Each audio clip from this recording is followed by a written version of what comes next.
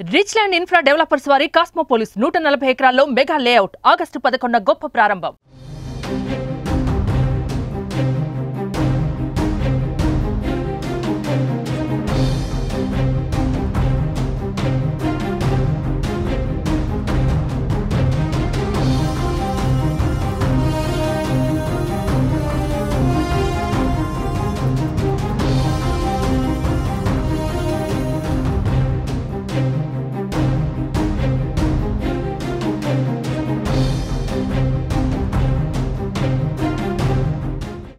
Zone లబ్ధిదారుల అంశంపై CM Chandrababu పరిష్కార మార్గం చూపించారు.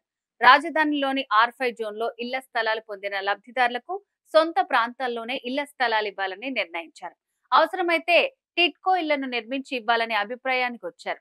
కలెక్టర్లు కాన్ఫరెన్స్ లో ఈ విషయాన్ని సీఎం చంద్రబాబు ప్రకటించారు.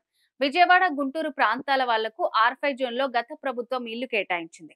అయితే లబ్ధిదారులకు సొంత ప్రాంతాల్లోనే ఇల్లు కేటాయించాలని సీఎం చంద్రబాబు తాజాగా ఆదేశాలు జారీ చేశారు.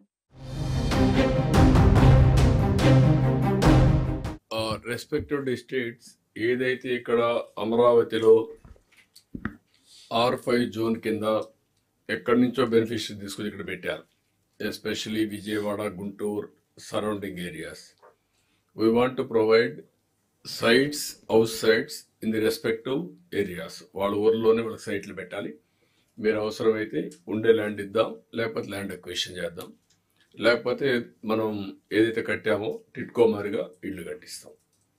అవి ఇమ్మీడియట్గా మీరు వర్కౌట్ చేయండి. On top priority we want to complete at the earliest. Okay. అమరావతిలోని ప్రాంతాలను చంద్రబాబు హయాంలోనే 9 జోన్లుగా విభజించారు.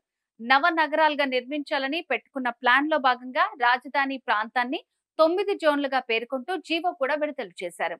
వీటిలో R5 జోన్ కీలకం. ఇది రాజధాని ప్రాంతంలో 900 ఎకరాల స్థలం.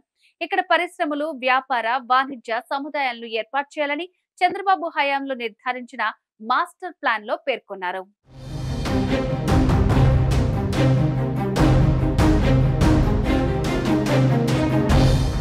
సుమన్ టీవీలో మీ పర్సనల్ అండ్ బిజినెస్ ప్రమోషన్స్ కోసం కింది నెంబర్కి కాంటాక్ట్ చేయండి.